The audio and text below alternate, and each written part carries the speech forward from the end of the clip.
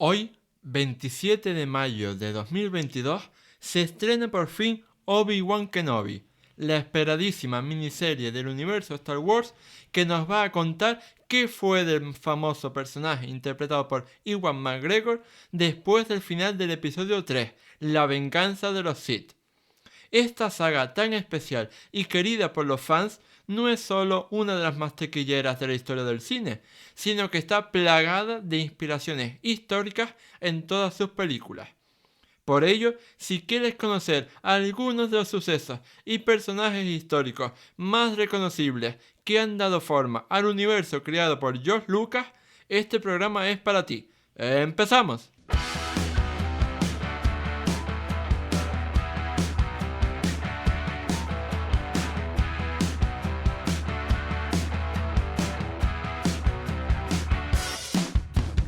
Muy buenas a todos y bienvenidos al episodio 38 del podcast Historia, el programa con el que cualquier persona puede aprender sobre historia independientemente de su formación o nivel de conocimientos previos.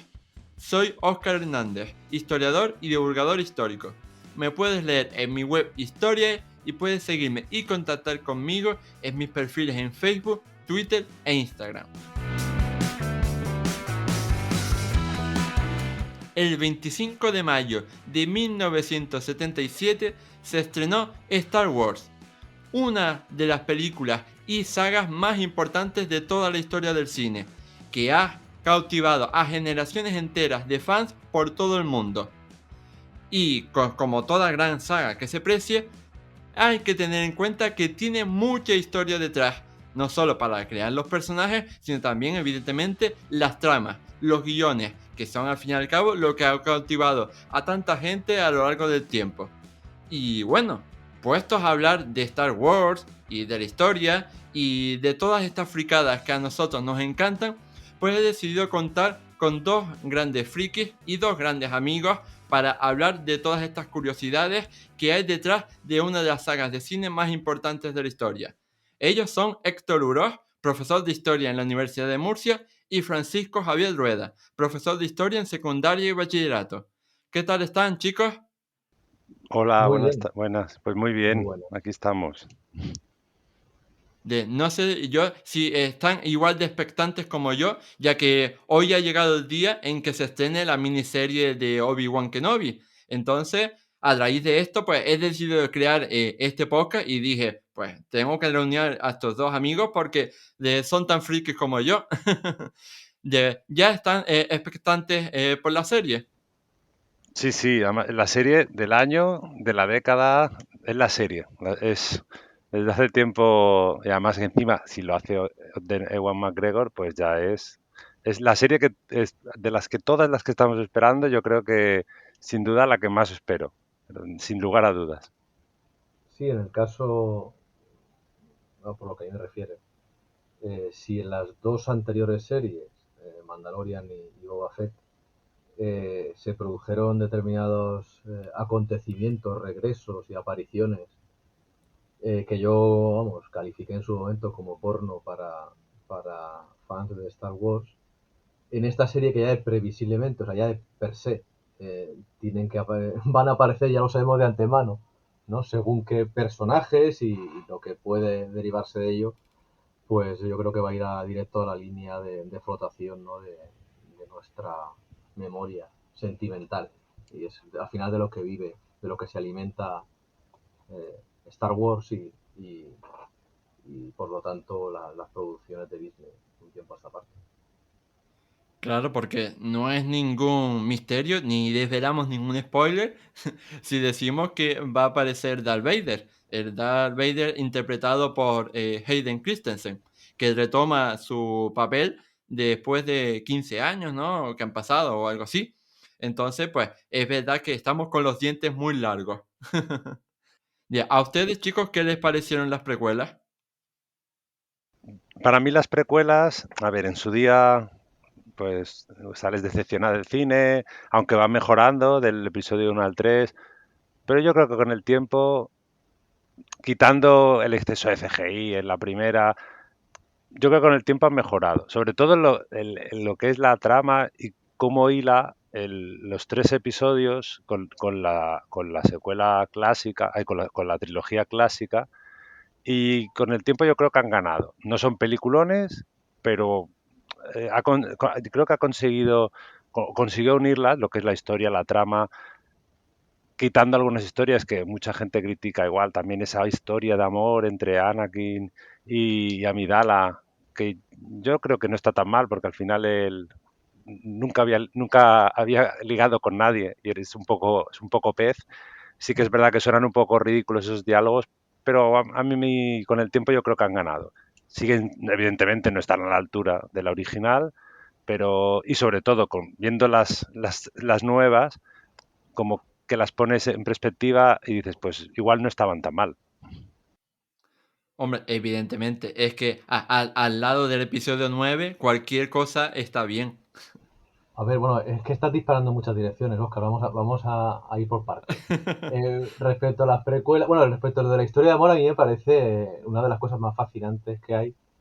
Y además, recomiendo ver el montaje con una canción de OBK que hizo Andrés Trasado Sí, sobre la historia de amor. A mí es que me parece fascinante. A ver, no deja de ser la historia de amor entre un seminarista y monje ya en el último episodio y una ex reina política, una cosa extraña. Entonces tiene su aquel. Y aparte es fundamental como lo que le sucede a la madre de él para su camino al lado oscuro, ¿no? El miedo y estas cosas. Las precuelas, bueno, depende de la edad con las que las viste. Los que vieron las precuelas cuando eran niños eh, y no habían visto seguramente antes las clásicas y se introdujeron en Star Wars a través de esas precuelas, la percepción es muy distinta. Muy distinta. Independientemente de que luego ya se han hecho adultos y ya pueden ver con la perspectiva de la adultez todo eso en perspectiva. Aunque aquí la perspectiva, yo creo que somos todos esclavos con Star Wars de lo que nos representó para nosotros cuando lo disfrutamos de pequeño. Y eso lo arrastramos. Y es un poco de lo que vive todo este negocio. Las precuelas, la primera yo la vi, no sé si tenía ya 18 19 años. Y para mí fue el mayor hipe de mi vida. O sea, yo ir a ver otra vez Star Wars. Y eso que veníamos de ver en el cine, las clásicas retocadas. Y me dejó frío. O sea, yo recuerdo que me dejó frío. O sea, no salí indignado del cine ni nada de eso, como cuando vi Avatar, que fue la mayor decepción que tuve en mi vida de cinéfilo, la Avatar de James Cameron. Eh, pero tampoco me generó ningún tipo de entusiasmo. La fui viendo religiosamente, por supuesto. La segunda es, yo creo que la más flojita, eh, aunque tiene algunos elementos interesantes. Y la tercera es, con diferencia, la mejor película de las precuelas y merecía la pena. Porque, entre otras cosas, introduce un elemento que es la aparición al final. Bueno, esto evidentemente se puede hablar de ello sin ningún tipo de problema. La aparición final de Darth Vader.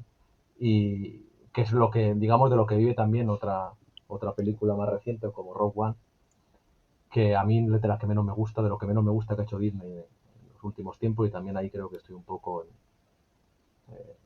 fuera de la norma, pero bueno, de es eso. un poco outsider, sí, porque creo yo, Sí, creo. creo que le gusta todo. Es que a mí el O a casi CGI, todo el esto de mundo. la reconstrucción facial por ejemplo, la que se produce al final me parece un grave error, porque canta Ah, muchísimo.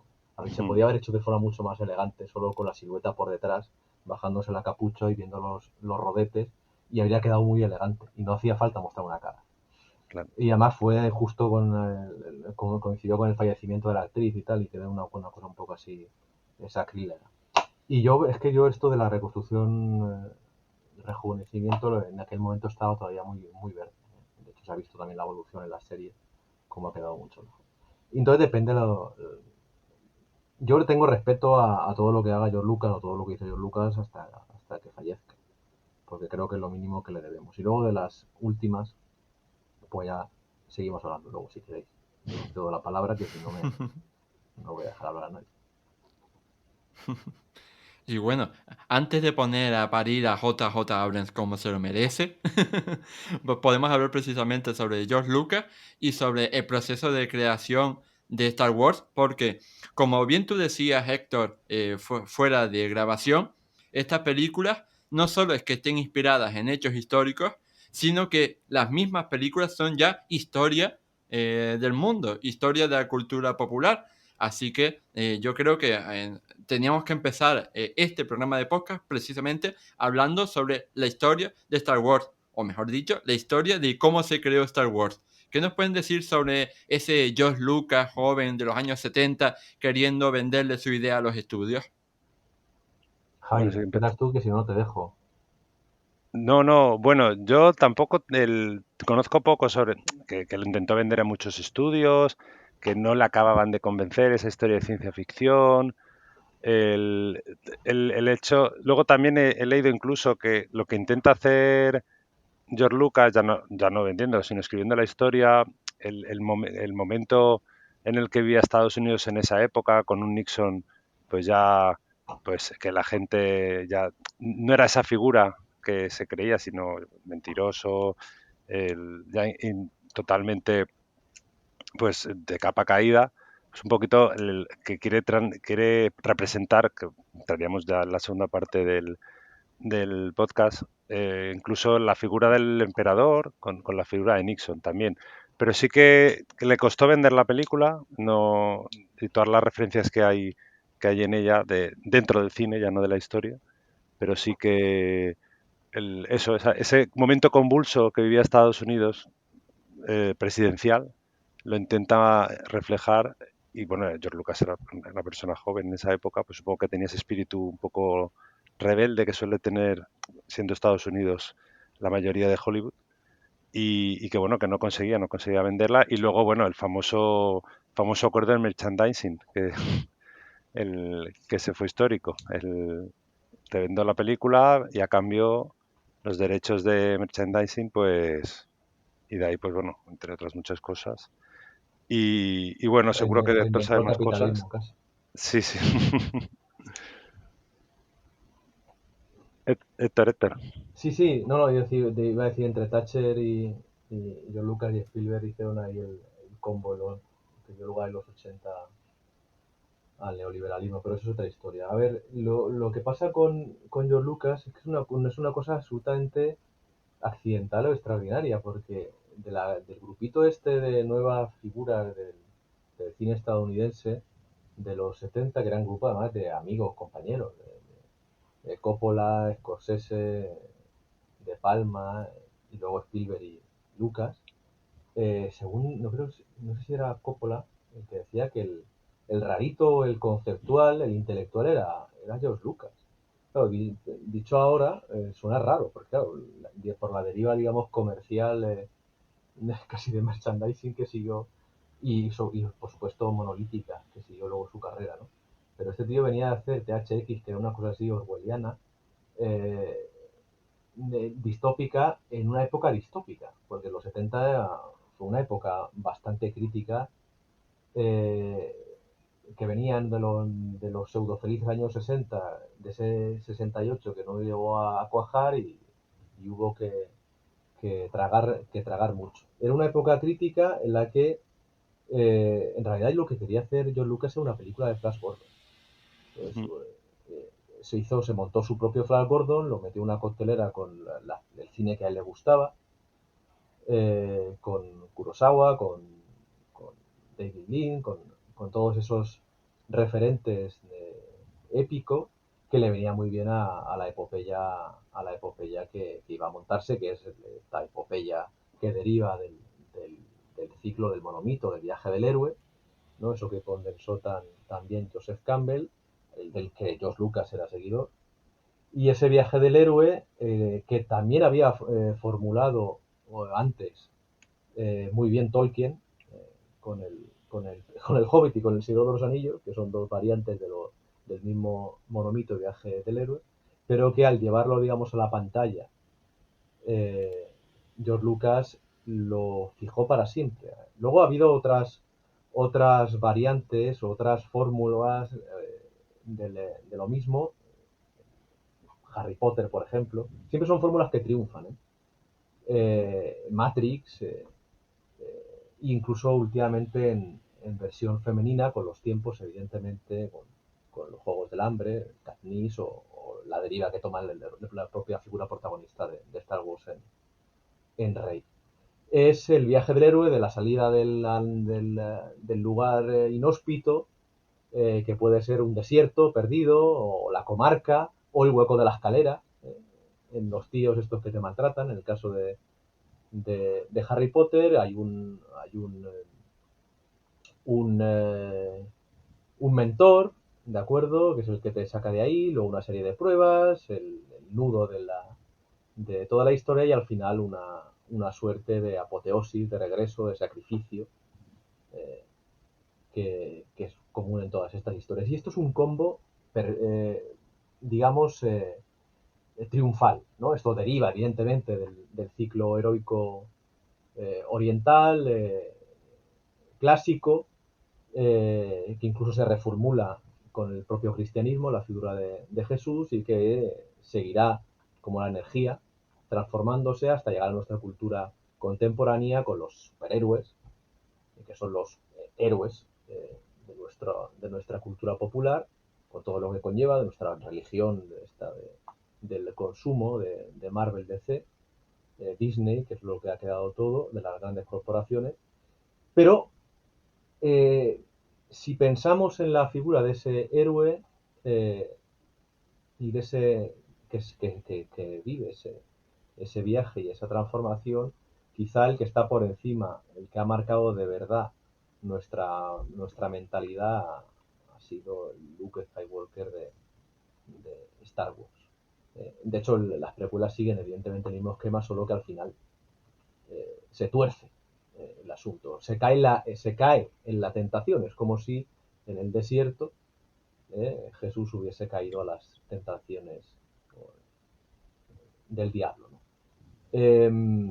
Y es un poco lo que ha marcado, lo que marca, y por eso de lo que decías tú, Oscar, al principio, de cómo Star Wars pasa de ser un pastiche, porque es un pastiche, fue un pastiche, la verdad es un pastiche, es una mezcla, un combo de elementos, ya sea desde el punto de vista histórico como desde el punto de vista de la narrativa, todos conocidos, pero metidos en una coctelera y que dan lugar a algo que parecía nuevo, y era nuevo en ciertos aspectos.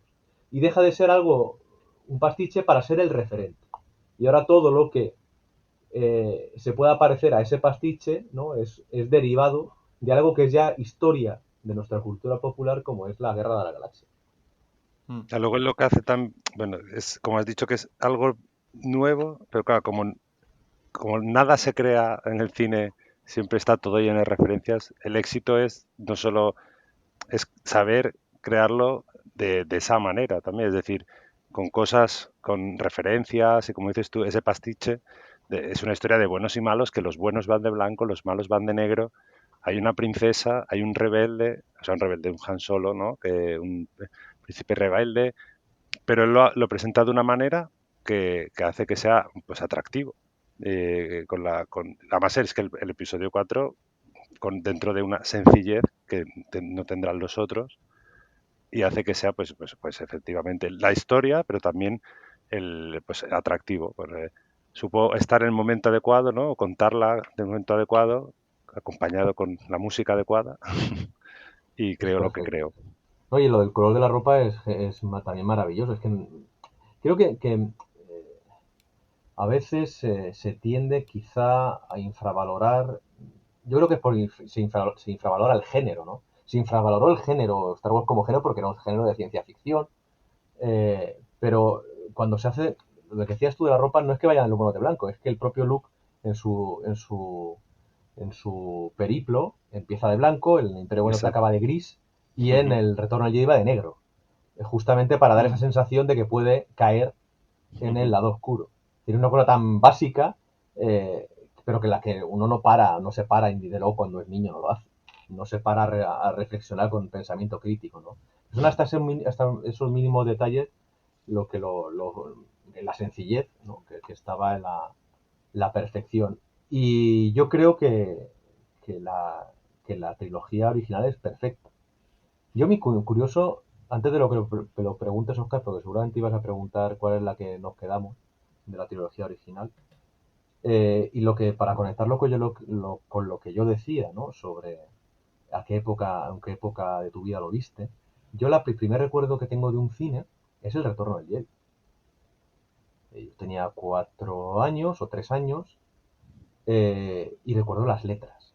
Evidentemente algo que ya aparecía con la Guerra de la Galaxia, pero ya yo la Guerra de la Galaxia, si lo Imperio Contraataca era un recién nacido, y con El Retorno del Jedi pues fue la primera película que yo recuerdo haber ido al cine. Y me generó impacto, o sea, mi relación con el cine, eh, relación, digamos, muy intensa, es mi afición favorita, ¿no? Eh, está íntimamente ligada y encadenada para siempre a Star Wars, porque está relacionado con mi primer recuerdo del cine, ¿no? Y como yo tuve una infancia hasta que me operaron de amígdalas y vegetaciones, esos primeros años de 5, muy de quedarme en casa, eh, eso si lo sumamos al combo de haber escrito el primer vídeo VHS y de quemar las películas de Star Wars, claro, pues posiblemente es el- la ficción que yo más he visto en una pantalla en mi vida. No sé de memoria. Bueno, ya no tanto, porque ya pasa mucho el tiempo y evidentemente ya no las revisito como antes, ni mucho menos. Y entre otras cosas también me da miedo un poco, ¿no? Verle, verlo con mis ojos cínicos de hoy en día. Eh, pero claro, eso no tiene. Es decir, el impacto sentimental, y aquí viene un spoiler, pero es que si no, no podemos hablar de según qué cosas, pero en determinada serie, ¿no?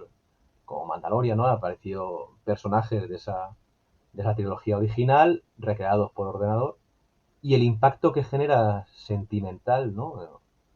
En una persona ya adulta de una determinada edad, que conecta directamente con el niño de entonces, como cuando uno nota un olor que hace muchos años que no, que no percibe, o vuelve a un sitio, a un lugar, a un parque, a una casa, que relaciona con su infancia Mm. y que no ha visto en muchos años, y le produce una serie de sensaciones, sentimientos muy fuertes, pues es un poco con el negocio con el que está jugando y manipulándonos Disney de un tiempo a esta parte.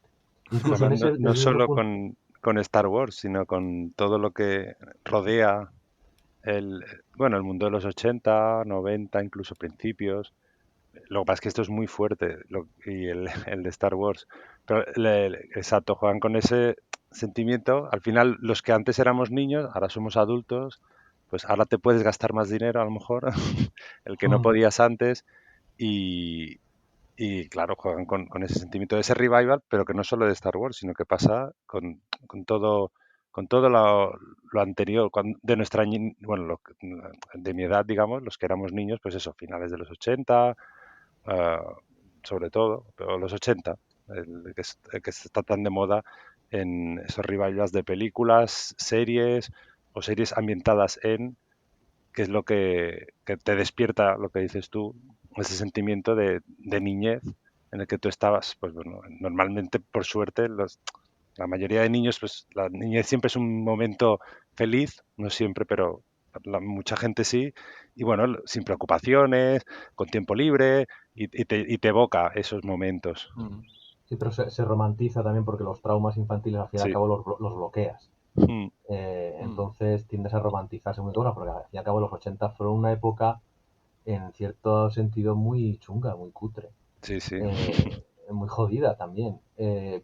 Y con otra serie de cosas, claro, dicen, no, y que los 60 eran que libres éramos, ¿no? Porque acabamos de salir un poco de la dictadura y se podía decir y hacer cualquier cosa en televisión y eso sí, es cierto, y tenía su lado bueno y su lado también malo, ¿no? Porque también se podía hacer bullying, insultar y, Es una ¿no? cosa que luego ya de adulto igual recapacitas y dices, pues ves cosas que evidentemente no veías cuando eras niño. Dices, pues tampoco estábamos tan bien. Y los Como dices columpios tú, de hierro, estos con los que te abrían la cabeza y las gracias que hacen, ¿no? Y esa manera de vivir en un pasado idealizado de una niñez que insisto que tiene sus cosas buenas y la época, los 80, ¿no? Que es una época que se presta a múltiples lecturas, por arriba y por abajo.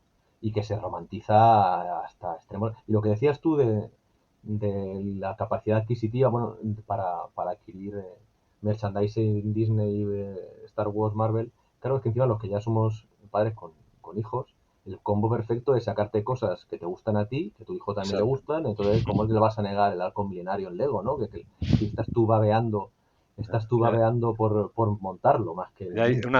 hay un adoctrinamiento de pequeños para que luego ellos te pidan las cosas que, bueno, que a ti también te gustan.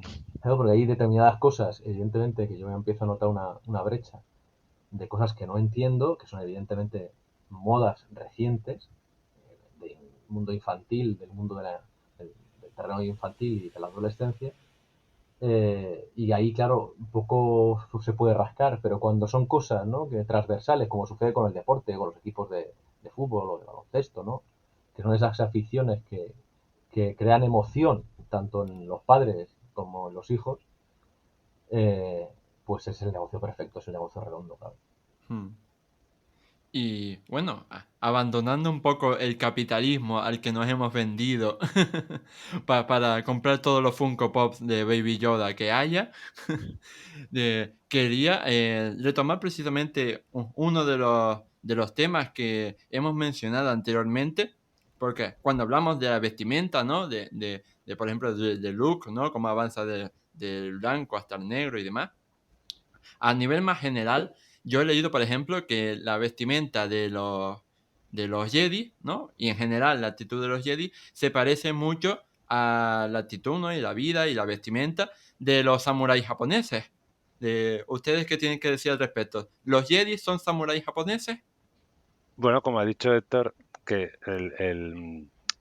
una de las inspiraciones de George Lucas es Kurosawa.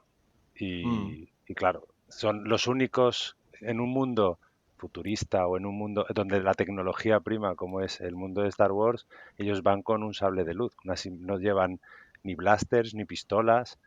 Y bueno, esa filosofía también un poco oriental, exótica para nosotros, por ser desconocida, de, de tranquilidad, de paz, de calma, que lo identificas muchas veces con el mundo oriental. O sea, y sobre todo por esas referencias que hace George Lucas, que él era fan de Kurosawa, ¿no? Y lo que yo creo que sí, que lo intenta, es una adaptación a un mundo futurista de lo que sería, o una lectura de lo que podría ser un samurái en ese mundo totalmente eh, totalmente, bueno, como una revolución industrial. Ellos persisten en sus tradiciones, tanto filosóficas o en cuanto a comprender la vida, como en cuanto a las armas que utilizan.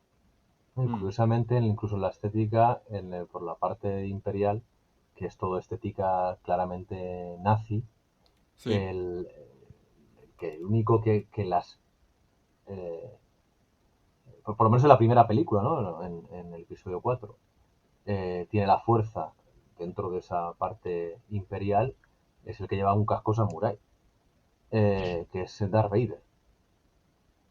Es Mm, el modelo ¿no?, de donde quizá de forma más clara, por supuesto, podríamos decir, no sé, armamento defensivo en este caso, aunque no es tanto una coraza como luego, en fin, una manera de sobrevivir y respirar, pero es donde más clara queda la estética dentro de todos los bocetos estos que se hicieron en su momento. Yo recomiendo mucho una obra que se llama Los archivos de Star Wars. Además es un libro bastante asequible, donde creo que es de la editorial seguramente Tasken o similar.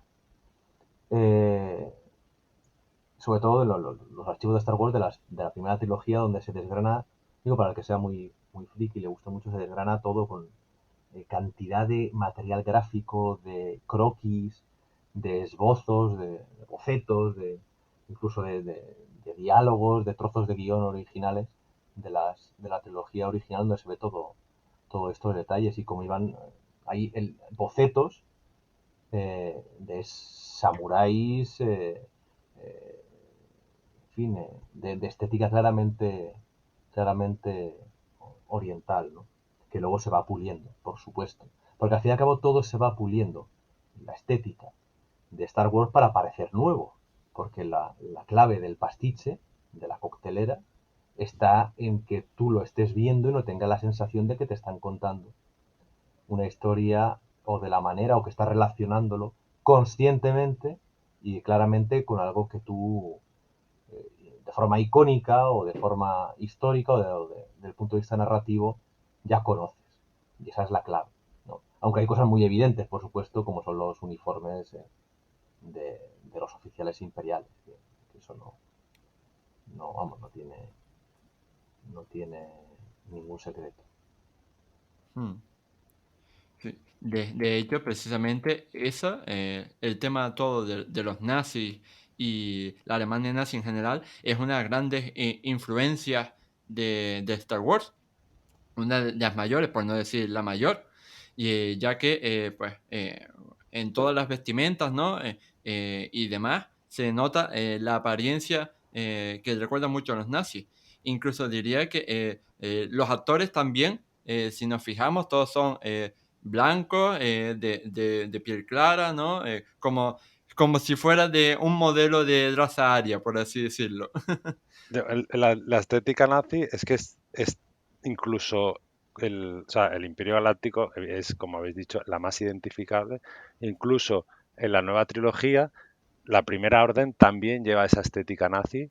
Y es más, yo que doy clases en institutos, bueno, en un instituto que doy bachillerato, cuando este año, por ejemplo, que estábamos dando el periodo entre guerras, los totalitarismos, les puse una imagen, porque voy poniendo imágenes, de un congreso del partido nazi en Nuremberg, estos tan famosos donde hay tanta gente, y sin yo decir nada, el propio alumno dice, esto es Star Wars.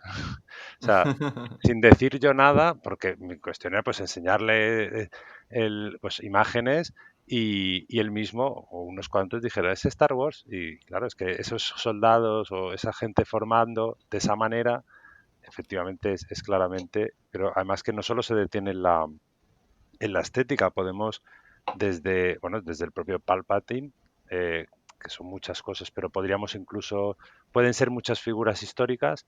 Una de ellas es Hitler, como desde el propio Senado, es decir, desde un modelo democrático, llega a cambiarlo hacia un modelo monárquico, por decirlo de alguna manera, un modelo en el que ya no hay democracia, en el que ya no hay una elección de cargos, incluso a través de una ley. Los nazis usan una ley para dar plenos poderes a Hitler en el 33 y a Palpatine le dan plenos poderes el propio Senado. O sea, es el propio Senado el que desde dentro, bueno, es Hitler, pero en este caso es Palpatine también, el que derrota la democracia, pero desde dentro del sistema. Es también otra simbología que no solo se detiene en la estética, sino en un personaje en concreto, que es el líder del Imperio Galáctico. Pero tú lo que has dicho, Javi, digamos, incide en lo que yo comentaba al principio, como he dado la vuelta al calcetín y cómo Star Wars pasa a ser el referente y no el pastito. Es decir, el referente ya no son los nazis, es Star Wars. Entonces, cuando tú le explicas a un chaval quién es el nacionalsocialismo, el referente ahora es el Imperio Galáctico. Exacto. Es al revés. Entonces, le ha dado la vuelta. Hasta tal punto está incorporado a la cultura popular, a la mentalidad colectiva, eh, en fin, que un referente tan claro, tan evidente como ese pasa a ser algo subsidiario del verdadero referente que es el propio universo de Star Wars. ¿Quieres que hablemos de JJ Abrams? Bueno, de momento querría ahondar un poco más, como decía Javi, en la figura de Palpatine, porque es un rebumbio, ¿no? Es un mix de muchos personajes históricos, aunque los más evidentes, evidentemente, son Adolf Hitler, pero también a mí me recuerda mucho también a los imperators de la República Romana tardía, ¿no? Como por ejemplo Cayo Julio César, ¿no?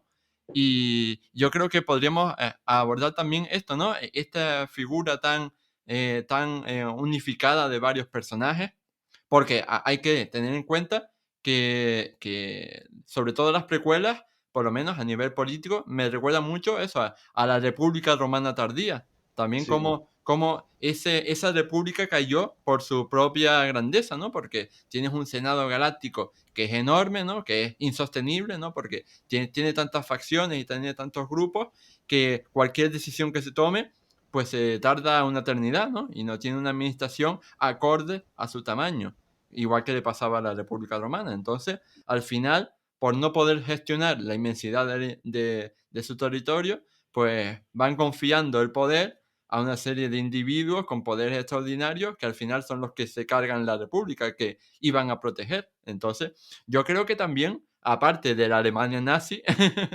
pues Star Wars tiene muchísima influencia con la antigua Roma y más concretamente con la República Romana tardía. claro. Es que incluso tanto en la película, bueno, en la película lo que hace Palpatine se hace un ejército, o sea, es decir, crea desde la sombra y lo que consigue es que el ejército clon le sea leal a él, Mm. que es lo que hacían pues, todos los generales de la tarde república, es decir, se forman un propio ejército que era leal no a la república, sino en este caso al futuro emperador y pues era leal a Pompeyo, leal a César.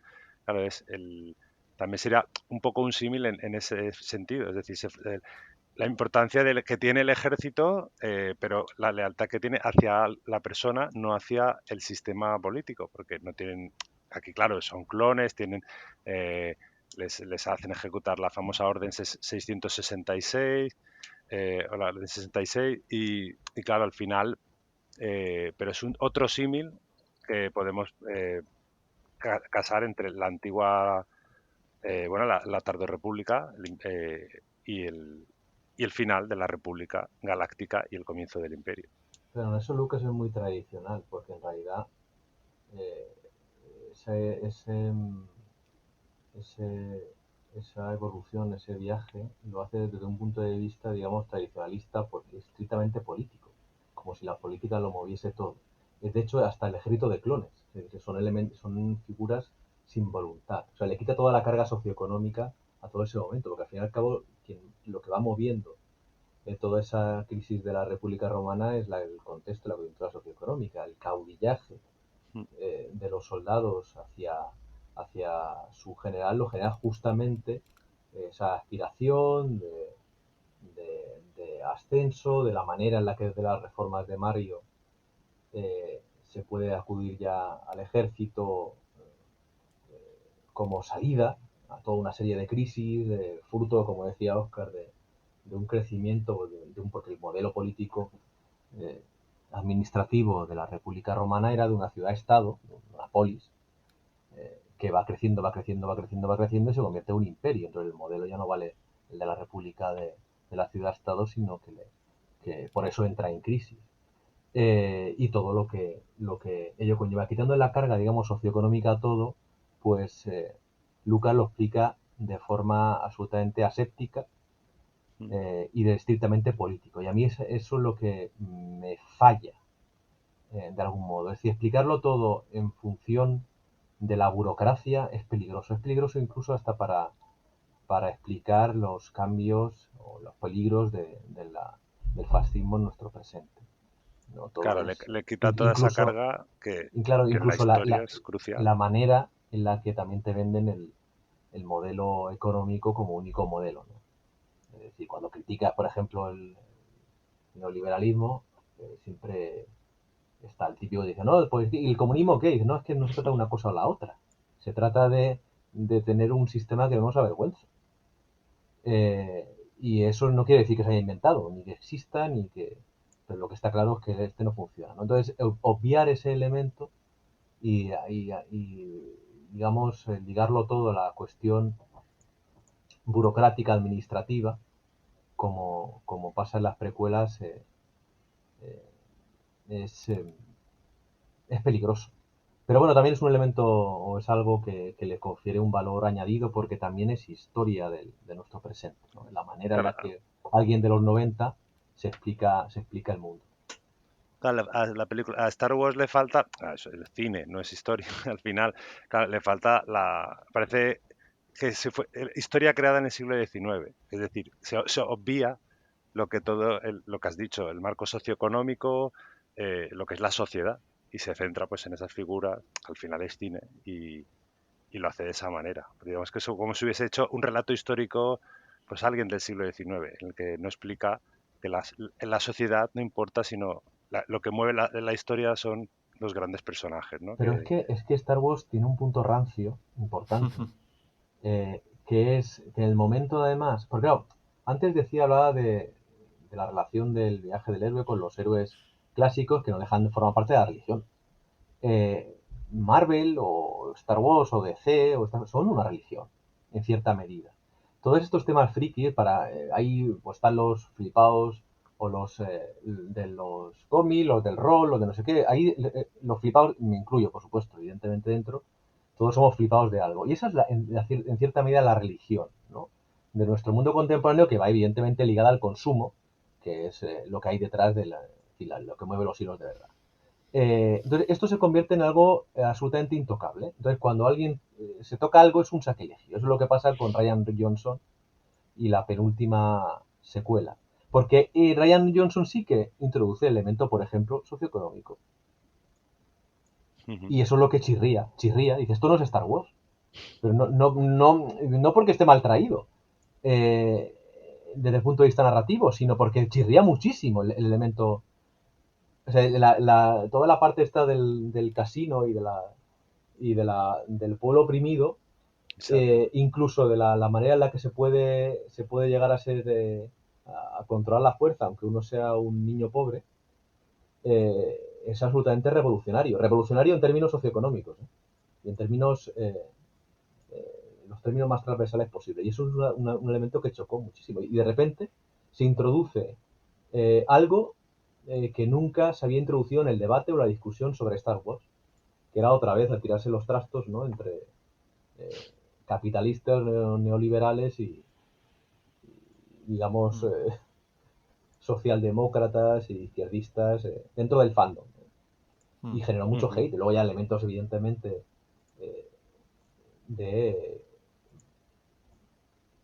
lucha, de reivindicaciones sociales, que también se van introduciendo y que también generan polémica entre, evidentemente, quien cree que eso es un sacrilegio. Se ha mancillado, ¿no? El producto de Star Wars como una religión, como si una religión fuese. Muy interesante ese punto de vista y me alegro mucho de que yo no sea el único que crea, al menos en este grupo, que el episodio 8 es sin duda el mejor de la trilogía moderna. Porque el 7 es un remake no disimulado del episodio 4 y el 9 pues prefiero no hablar de él porque para mí no ha existido. Así que digamos que para mí el mejor sin ninguna duda es el episodio 8. Y precisamente hay una cosa que quería comentar, retomando el tema de la trilogía original, y es que una cosa llamativa es que, por ejemplo, la Estrella de la Muerte, yo creo que si tuviéramos que buscarle algún símil, a lo mejor podríamos fijarnos por ejemplo, en la bomba atómica, ¿no? Lanzada por los estadounidenses en Japón a finales de la Segunda Guerra Mundial. Y entonces es curioso, ¿no? Como todos los malos se inspiran en los nazis, pero después su arma definitiva es el arma, digamos, entre comillas, de los buenos que eran en la Segunda Guerra Mundial, como eran, ¿no? Los aliados y más específicamente la cabeza de los aliados, ¿no? Que era Estados Unidos. Entonces, ¿ustedes creen que sí se inspiraba la Estrella de la Muerte en la bomba atómica o ven alguna otra similitud? Bueno, lo de la Estrella de la Muerte es un genocidio. Es decir, hay una plataforma en coña así de fans de Star Wars, de plataforma de no sé si de afectados o de víctimas inocentes de la Estrella de la Muerte. Sí. Hay millones y millones de trabajadores del imperio, de personal de limpieza, y sobre todo en el episodio 6 también, que está ahí construyendo, hay más, sí, hay obreros. Ahí es que encima ahí está el proletariado de verdad, y están los que la están construyendo y te los cargas, te los revientas a todos, ¿no? Eso es una cosa un poco siniestra, aparte de que yo creo que es el mayor fallo quizá de toda la evolución de la franquicia es remitir constantemente a lo mismo. Y es que siempre es una estrella de la muerte tras otra. Pasó incluso en las precuelas, perdón, en la original, es decir, en el Retorno del Jedi vuelve otra vez la estrella de la muerte. Exacto, ya. Y ya cuando aparece otra vez, ¿no? La estrella de la muerte, o como con el nombre nuevo, en el remake reboot de- del episodio 7, pues ya bien, madre mía. El 9 tienes, yo es que como estoy muy vendido cuando voy a ver algo de Star Wars, a mí me funciona el corazón. O sea, este análisis sesudo que estoy haciendo, ¿no? De según qué cosas, no lo digo en términos negativos, porque a mí me sigue gustando. Lo digo en términos objetivos, un análisis objetivo, pero a mí me gusta. Y hasta me emocioné en algún momento con episodio 9, hasta ahí llego. Hay cosas que incluso me gustaron. Me pareció pero estaba muy cabreado en todo caso porque determinada parte del fandom se cargó a Ryan Johnson. Ryan Johnson iba a seguir haciendo otra trilogía, eh, y eso ya no va a pasar, casi con toda seguridad, y eso no se lo voy a perdonar jamás a una parte del... Yo tengo una relación muy complicada con dos de mis grandes pasiones, que son Star Wars y el Real Madrid. Y es que no me suelen gustar una parte importante de su afición. Es decir, me gusta mucho lo que representan y el producto, pero me llevo muy mal con una parte de los fans. Y a mí lo que pasó con episodio 8 de Ryan Johnson me fastidió mucho. Me lo tomé a broma, como todo me lo tomo, evidentemente, en esas cosas. Eh, Cosas digamos, de ficción, de entretenimiento, porque para mí no es una religión. Pero me fastidió no haber seguido por esa línea que me pareció maravillosa. Porque pese al sacrilegio de hacer bromas incluso con un aterrizaje y una plancha, de estar planchando, ese tipo de cosas que me parecieron, que todavía no sé cómo le dieron a Ryan Johnson el ok, el visto bueno. Eh, Pese a eso, la más coherente, con todo el hilo conductor, es esa, porque le da un final acorde a la figura del viaje del héroe a Luke. Luke tiene su final, su apoteosis en esa película, como tenía que ser además, además de forma muy poética. Y cierra perfectamente. O sea, pese a ser la película que más juega a salirse un poco del canon, en realidad, si lo ves con espíritu crítico, es la que más lo respeta en cierta medida. Es una cosa un poco así bipolar, porque es en realidad a lo que juega esa película continuamente, eh, pero lo hace perfectamente. Eso ya no va a volver a pasar, viendo las últimas series, las dos series ya van a ir directamente a hacer, como decía antes, porno, para fan de Star Wars, pornografía warsy que a todos nos gusta, que no genera polémica.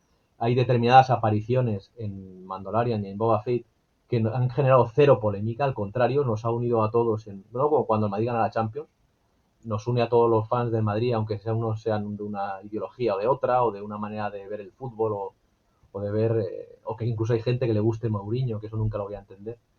Eh, pues a los mauriñistas y a la gente normal nos une el ganar la Champions, ¿no? Pues espero además que cuando la gente lo escuche haya pasado.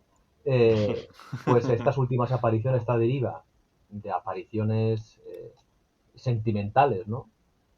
Eh, va un poco dirigida ahí, porque al fin y al cabo Disney es un negocio transversal que no puede caer en la lacra, en la etiqueta de que una parte importante, o una mitad por lo menos, de sus consumidores consideren que están haciendo política o politiqueo No.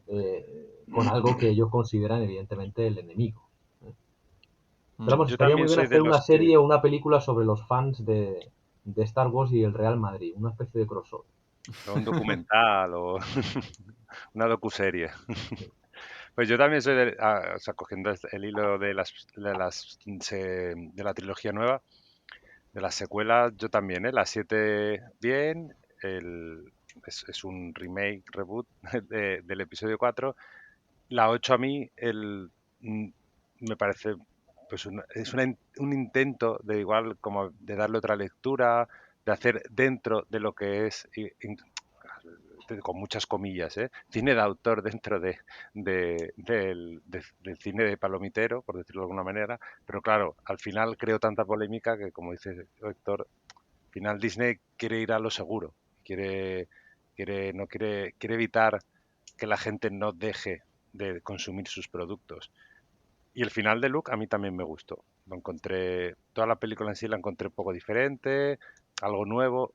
Y a mí el episodio 9, yo siempre digo que si el episodio 9 a mí me entretuvo, es decir, no me gustó nada dentro de todo el mundo de Star Wars, pero a mí yo la vi, no se me hizo larga, no la vi en el cine, es la única que no he visto en el cine, pero no se me hizo larga y tuvo momentos que me gustaron, pero no casa bien, no conecta bien, deja de ser una trilogía. Es que de hecho la trilogía la ves, la nueva, y es que no hay parece que puedes verla casi de Mm. manera independiente, las películas. Es decir, ¿dónde está la conexión entre ellas?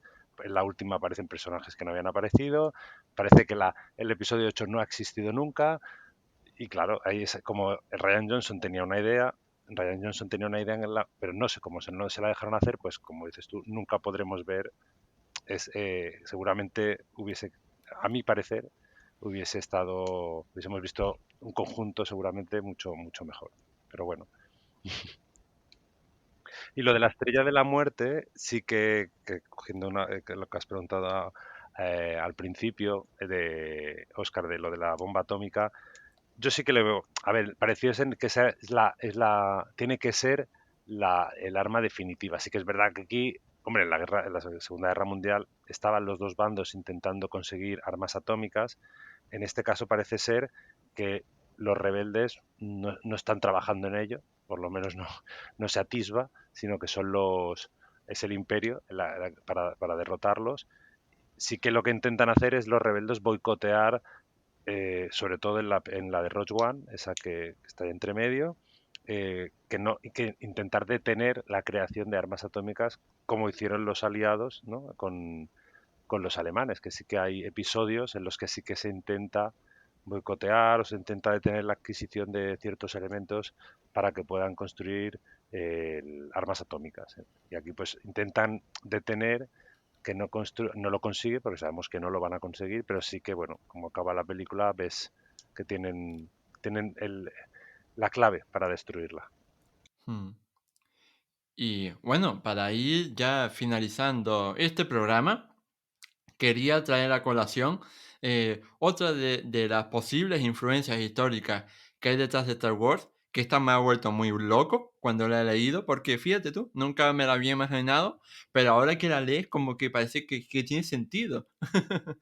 Pues he leído que la batalla en Endor, que aparece en el episodio 6, en el retorno de Jedi, con todo el tema de los Ewoks y demás, pues es la guerra de Vietnam, porque tiene lugar en una selva y unas personas que son, en teoría, inferiores a nivel tecnológico, militar, etcétera, ¿no? Como eran los vietnamitas, pues ganaron frente a la gran potencia mundial, ¿no? Que era Estados Unidos, que en este caso sería el imperio. Entonces, pues hay quienes quieren ver la guerra de Vietnam en torno a la guerra de Endor en el episodio 6 de Star Wars. No sé qué piensan ustedes. Sí, pero tiene A mí, similitudes, ¿no? Al a mí final me gustan los son, Ewoks. Yo soy ya de entrada soy defensor de los Ewoks. Y porque soy defensor del Retorno del Jedi. Es la primera película que vi, me gusta. claro, Y yo era niño y a los niños les gustan los Ewoks. Pues nos ha jodido. es Yo no sé, no donde les entiendo el puedes hate que cazar. hay. No entiendo el hate que hay. O sea, entiendo que una persona que vio la Guerra de las Galaxias yo qué sé, con 20 años, cuando estrenaron El Retorno del Jedi con 25 o 20 o 28 años, le fastidiase que salieran ositos de peluche, no lo sé. Pero vamos, quiero decir que La Guerra de las Galaxias tampoco que fuese una película siniestra, como para que no pudieran salir esos personajes. Pero a los que hemos visto, la gente de nuestra generación que lo vio de niño, claro, ¿cómo no te van a gustar los higos? Pero es que yo no entiendo. Luego es cierto que generan una especie de pseudocanon, ¿no? Con 2 películas y una serie de dibujos animados, que eso pues de dudosa calidad. No tanto la serie, que tenía su gracia, tanto la de los droides como la de los Ewoks, como las películas que sí, que yo no las he vuelto a ver, yo las vi de niño y me gustaron porque, pero ahora sí Eras que niño. con ese recuerdo, pues tenían que ser bastante. Entonces ya cuando se le da nombre a uno de ellos y pasa a ser un personaje protagónico, ¿no? Y perdona, te he cortado, Javi, perdóname. No, no, que sí que, bueno, sí que ahí puedes, es que lo has dicho muy bien tú mismo, Oscar, yo creo, ¿eh? O sea, sí que puede haber un símil. No sé si eso, claro, a veces, muchas veces no sé si a veces queremos ver cosas donde realmente no las hay. Eso, ¿no? Pasa en, en lecturas de novelas clásicas, que damos una lectura que igual no existe, pero sí que podemos sí que podemos establecer un vínculo entre los Ewoks, en un bosque desconocido, esa guerra de guerrillas que plantan cara a un imperio. En Vietnam era Estados Unidos, aquí es el Imperio Galáctico y que lo logran vencer. Y sí que se podría estar, incluso el ambiente que rodea es una selva, no es el desierto, no es un mundo congelado. Pues sí que se podría establecer incluso esa similitud entre Vietnam y la batalla de Endor con los Ewoks. Mm. Y bueno, ya para finalizar este programa, no sé si tienen alguna inspiración histórica o influencia Bueno, histórica yo tengo más que decir que una comentar. que es mítica, Adelante, el adelante. peinado de la princesa Leia, porque ese ¿en quién se inspira el peinado de la princesa Leia, no? Pues aquí la famosa dama de Elche o que Mm, siempre está esa broma, ¿no? La dama de Elche, la princesa de Leia. Pues bueno, como es una referencia local dentro de nuestro país, pues podemos aquí mm. señalarla también, ¿no? Como una referencia, no sabemos si consciente o inconscientemente, o es, como he dicho antes, algo que vemos nosotros, porque estamos aquí, conocemos la dama de Elche y le damos esa lectura. Ahora todos a adivinar si George Lucas estuvo en España. No, yo creo que, vamos, yo firmaría al 100% que yo lo que no tenía en mente, o sea, ni conocía a la dama de Elche ni la tenía en mente. Ahí a nosotros sí, pero no, para mí siempre será, por supuesto, haré esa conexión, ¿no? Además recuerdo porque mi primer contacto con el mundo de la dama de Elche, bueno, yo soy de Alicante, entonces lo tenía muy cercano, pero también Cabezo Lucero, porque se encontró una dama parecida en la que estuvo involucrado, bueno, mi padre, vamos. Entonces, yo de niño tenía cosas con rodetes en casa, ya sea a través de la princesa Leia que de las damas ibéricas. Y sí que vamos, evidentemente esto sí que está bastante claro que tiene lugar con una serie de,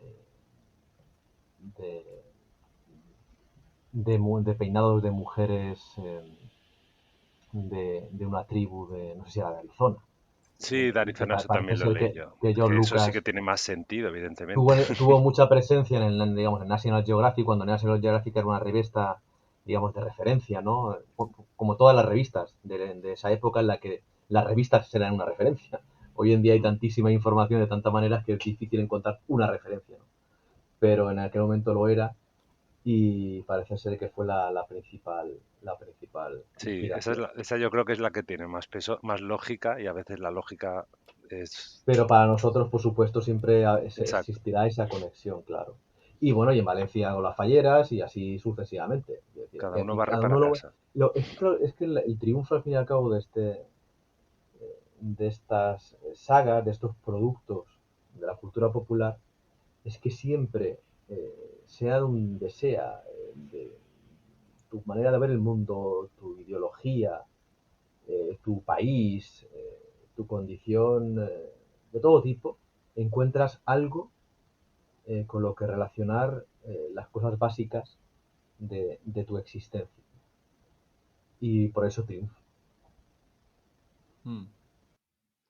Sí. Está claro que siempre habrá un Star Wars para cada uno de nosotros. Y bueno, pues ahora sí que lamento tener que decir que hemos llegado al final de este programa. La verdad es que yo me lo he pasado, no sé ustedes, pero yo me lo he pasado fantásticamente bien haciendo este programa y estoy deseando repetir porque, vamos, está clarísimo que podríamos hablar durante muchísimo tiempo, no solo sobre la inspiración histórica de Star Wars, sino ya de otros universos friki como el de Marvel o el de Juego de Tronos. Así que bueno, llegados a este punto también quiero decir, yo solo quiero darles las gracias a ustedes dos, a Javi y a Héctor, por haber estado hoy aquí, porque yo creo que, bueno, los oyentes estoy seguro de que habrán disfrutado tanto como yo. Así que muchas gracias.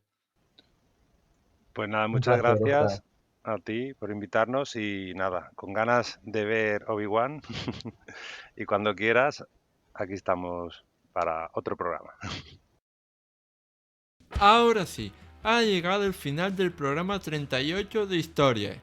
Espero que nuestra espontánea tertulia sobre la inspiración histórica detrás de Star Wars te haya servido para descubrir más secretos de la creación de esta mítica saga.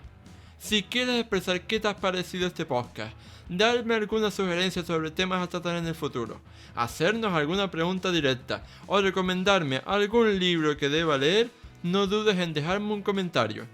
Dicho todo esto, no me queda más que invitarte a darle a me gusta, a puntuarnos con 5 estrellas si nos escuchas desde Apple Podcast o Spotify, a suscribirte al programa y a compartirlo en tus redes sociales para que llegue al máximo público posible. Nos vemos en el próximo programa de Historia. ¡Hasta luego!